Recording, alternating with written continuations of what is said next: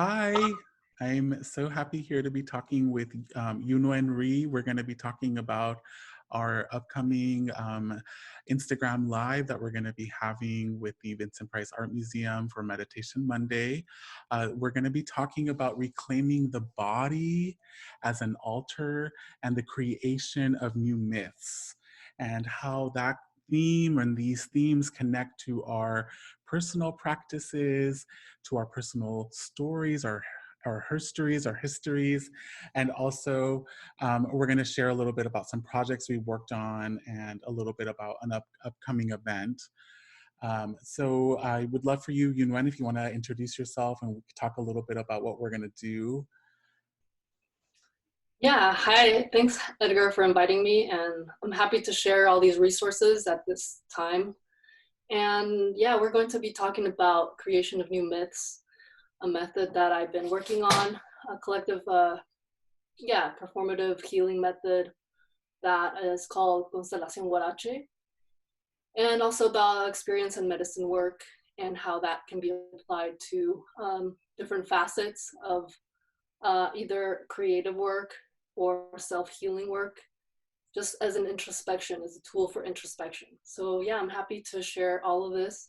And we will also be offering a workshop after it on Wednesday. So it's a good way to start to understand some of the work that we've been doing. We've met Edgar now it's been like almost 4 years.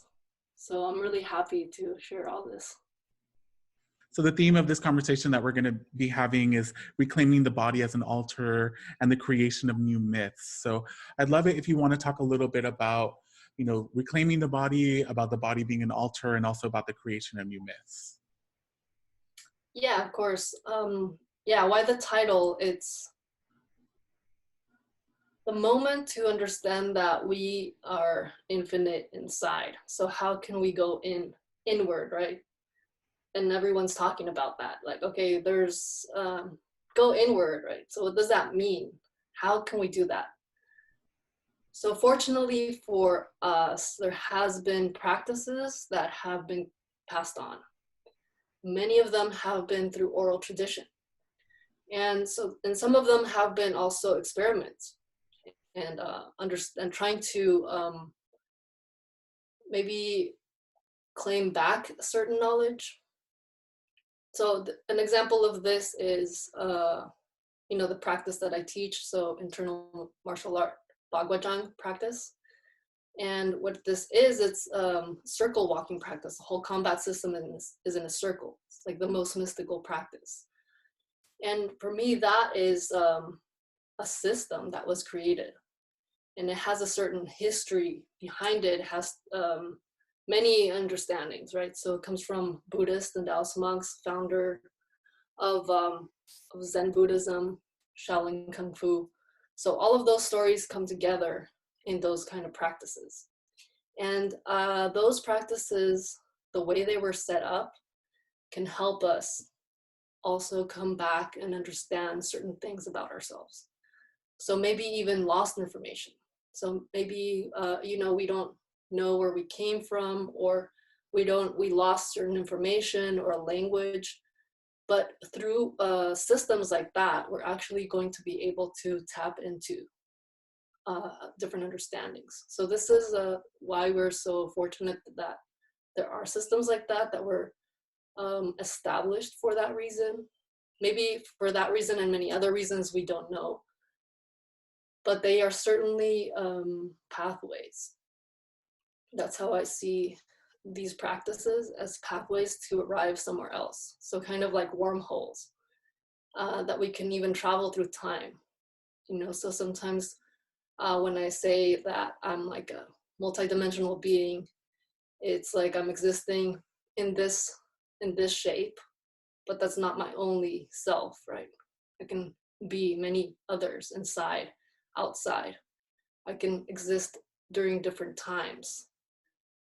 It can be, I can maybe travel in dreams. I can exist in a different moment, different times. So this is where we're exploring the cyclical component of time. So a lot of the work that I've done in my research of indigenous epistemologies has to do with that, like cyclical time, medicine work as well. So this is what we're going to be talking about on Monday, and also exploring life through our bodies on Wednesday.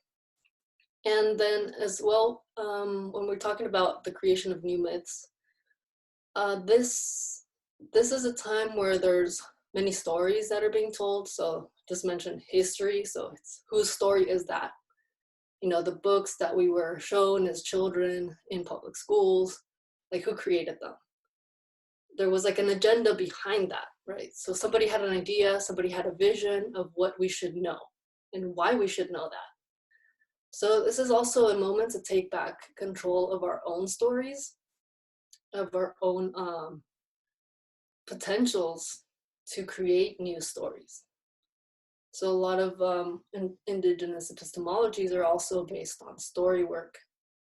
And the story work has to do with highlighting myths, you know, maybe realities that are happening in other moments and spaces of time. And so how can we reach that? How can we reach that if we forgot that we are channels and we are just vessels through the bidding of creation, you know? So this is what I want to explore, and this is what I want to share with everyone. And then also how we have done it ourselves, like when we came together and that cataclysm, because there's so many cataclysms that happen. There are these ruptures, right, that offer possibilities of new understandings. Yeah. Yeah, and I love that in the work that we've done and the work that we're offering, and you know, and I think in many of the kind of the different lineages and epistemologies that you named, there is an honoring of the body, and an honoring of the body as a conduit, as a medium, as an altar, right? As a place where the spirit can reside and move through. And so I think a lot of the work that we've shared in has really honored the body, honored the being, honored the story that has been brought into the space. And I think that that's something that is really powerful about this practice, about these practices that we're naming, and also something that we can really offer to people is that a reclaiming of that ability of saying, I am divine and I'm bringing my divine being into this space, and the story I have to share is important and it's worthy of being woven into the collective as well. And I'm excited for people to kind of witness the work that we've done, and I'm going to be sharing a little bit about the work that we've done so that people can see some photos and some videos of some of the different projects that we've worked on. And I think it'll be a wonderful way for people to get an idea of how we work together, and how this connects to the different themes that we're going to be talking about. Yeah, of course, definitely. And it all ties into, yeah, to our ancestry, ancient wisdom. And this is a moment to break that open. So very happy to crawl into the portals with you. Same. It's always a blessing to crawl into the portals with you, Yunuen. And and I think, you know, you bringing up the portal, I think it's a really, you know, perfect way to kind of name the name of our upcoming event that we're going to have. It's called Navigating the Vortex.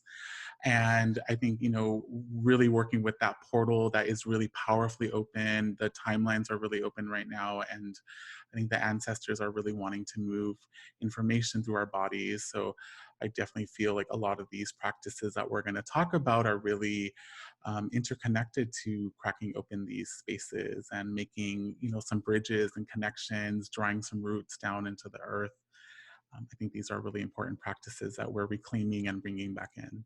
Yes, exactly. So yeah, we all carry all this information in our cells. So how can we go into that? Right? How can we break out of this indoctrination spell? And yeah, just try to come back to our original understanding and our original selves, right? So what does that mean? What does it mean for us at this moment to inhabit our body as a temple and altar? So how can we enter that divine space, that maybe it's a fourth space that we've been cut off from. So yes, the interdimensional pathways need to open. So feel that this is our connection. So I'm really happy to also talk about and how we met and what we've been doing together, and as a totally new myth as well. So I feel like, I love yeah, that. mythical creatures coming together. We were always together in a Yes. dimension, right? So Yeah, I love that you name that. I love that you name we're weaving stories together in our work, in our play, in our connection. And I would love for you to share, Yunuen, just a little bit about who you are. So maybe if people don't know who you are here in the Vincent Price Art community, just so that they can know how you, maybe just a short, brief kind of who you are, maybe how you got into this work. yeah, so I consider myself, a multi-dimensional being. Two-spirit, do anthropology. So I study anthropology. That's my background. Done a lot of field work in Oaxaca and with the migrant Mixteco community in California. So we call Oaxaca, California. So we have a lot of experience on starting to work from there, and then from there spiraling to the medicine pathways, and also medicine pathways that are from China, so Taoist Buddhist practices, and that's what I teach. So I teach internal martial art practice. And so this is also maybe a topic that we'll start exploring too. So how do all of these information systems come together? Now, how can they be to our benefit? And so I've been carving out several tools based on my experience, not only in field work, but also travels and understanding in China, in Japan and Korea. So I'm also a mix of Korean, Mexican ancestry, and originally from Mexico City. So I'm a migrant to the US. And so I have all of those routes also to talk about. And I think that interconnects with a lot of experiences of people here and all around the world, in fact, obviously, right? So I do that, and I also do performance art, and I feel that all of these practices that I do, even though they're categorized as what I just said, I think they're beyond words.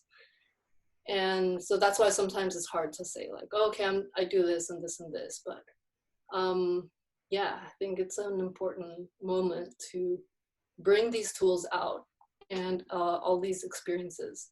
So I think these pathways are interconnecting as well. So there's, bridges and information systems that I find between, native wisdom and wisdom from Asia. So this is what I've been exploring in my pathway, in my my walk on this earth. Yeah, and what's really beautiful is I feel like a lot of these kind of networks or paths that are a part of your own being, a part of your own story, they're also really a lot of the networks and paths that make up a lot of the Vincent Price art community too. That there are people, a lot of people in the community are from China, from South America, from Latin America, are part of that diaspora, are part of the US, this experience of being here in the US as well. So I think this is going to be a really great conversation, and I'm excited for people to tune in and learn more about you and about the practices and the ways that you and I have engaged together too, and also to offer something for them if they want to be able to dive a little bit deeper into what we do as well. Yeah, I think I call it playtime, and I think it's a play, and that should occupy now the majority of our time, right? So drawing away from the created reality and being able to crawl into that vortex that that you're also opening, Edgar, and I'm really thankful also for your work and everything that you've been offering, and also all the interconnections that you're offering to when you're inviting us here to the space. So yeah, I'm ready to break it open. Yeah, me too. Me too. I'm so grateful. And I'm going to be linking information below about your practice if people want to know more about you, and also linking information to the upcoming workshop that we're going to be doing, and linking information about how to check us out. On Monday, we're going to be talking at 5:30 p.m. Pacific Standard Time. It's about an hour that we're going to be on the Instagram Live at VPAM Arts. So definitely join us there. Again, I'm going to be linking that below in the video. So thank you so much, Yunuen. I'm really excited for people to connect with us, and I'm really, really happy to be working with you again in this capacity. Yeah, thank you, Edgar. So see you soon then. Yeah.